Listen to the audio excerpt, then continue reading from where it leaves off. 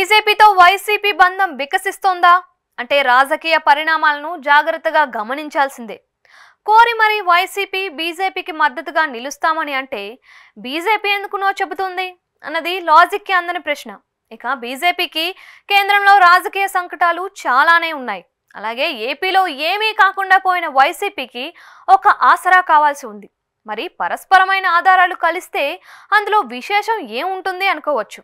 కానీ ఏపీలో TDP, Janasena, BJP మూడు కలిసి ప్రభుత్వాన్ని ఏర్పాటు చేశాయి. అలాగే కేంద్రంలో చూస్తే బీజేపీ ప్రభుత్వంలో టీడీపీ మంత్రులుగా ఉన్నారు. ఈ నేపథ్యం నుంచి చూసినప్పుడు వైసీపీకి చోటు ఎక్కడిది అన్న డౌట్లు రావచ్చు. రాజకీయాల్లో చోటు ఉండదు, వెతుక్కోవాల్సిందే. ఇప్పుడు అలాంటి పనిలో వైసీపీ బిజీగా ఉంది అని ఢిల్లీ వార్తలు చెబుతున్నాయి. తాజాగా పార్లమెంటు ఛాంబర్లో కేంద్ర హోంశాఖ మంత్రి అమిత్ షాను వైసీపీ ఎంపీ విజయసాయిరెడ్డి కలిశారు. ఈ విషయాన్ని ఎక్స్ వేదికగా ఎంపీ స్వయంగా వెల్లడించారు. గవర్నెన్స్, ప్రజా ప్రయోజనాలకు సంబంధించిన అనేక విషయాలను అమిత్ షాతో చర్చించినట్లు విజయసాయిరెడ్డి తెలిపారు. అయితే దానితో పాటుగా ఇంకా చాలానే చర్చించి ఉంటారని అంటున్నారు. అవేంటి అంటే తన మీద వచ్చిన ఆరోపణలకు ఆయన అమిత్ షాకు వివరణ ఇచ్చారని టాక్ వినిపిస్తోంది. అంతేకాదు రాజ్యసభలో బీజేపీకి మద్దతు తక్కువగా ఉంది. దాంతో వైసీపీకి చెందిన 11 మంది ఎంపీలు పూర్తి స్థాయిలో మద్దతు ఇస్తారని చెప్పి ఉంటారని విశ్లేషిస్తున్నారు. ఇక వైసీపీ అధినేత వైఎస్ జగన్ ఢిల్లీలో ధర్నా చేపట్టారు. ఏపీలో లా అండ్ ఆర్డర్ కంట్రోల్ తప్పాయని ఆరోపిస్తూ ఆయన ఈ నిరసన కార్యక్రమం చేపట్టారు.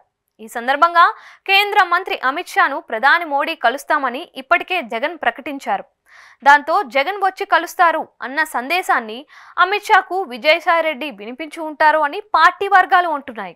అంతేకాదు 2019 నుంచి 2024 మధ్యలో 5 ఏళ్ల పాటు అవుట్రైట్గా వైసీపీ కేంద్రంలోని బీజేపీ ప్రభుత్వానికి ప్రతి అంశంలోనూ మద్దతు ఇచ్చిన విషయాన్ని కూడా అమిత్ షాకు విజయసాయిరెడ్డి గుర్తు చేసి ఉంటారని టాక్ వినిపిస్తోంది.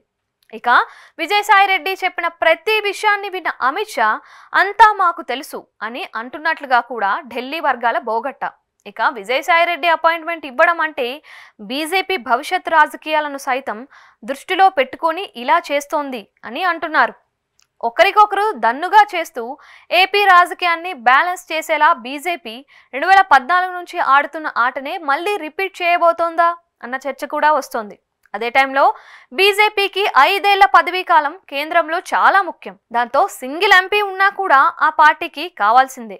ఆయాచితంగా వైసీపీ మద్దతు ఇస్తామంటే బీజేపీ ఎందుకు తీసుకోదు అన్న చర్చ కూడా వస్తోంది. మొత్తం మీద చూస్తే బీజేపీతో టైఅప్ కి వైసీపీ చేస్తున్న ప్రయత్నాలు ఒక కొలిక్కి వస్తున్నాయి అన్న చర్చ కూడా సాగుతోంది. ఈ విషయంలో చూస్తే బీజేపీ వైసీపీకి తగిన ప్రాధాన్యత ఇస్తున్నట్లుగానే కనిపిస్తోంది. బీజేపీ డక్కా మెక్కిలు తిన్న పార్టీ.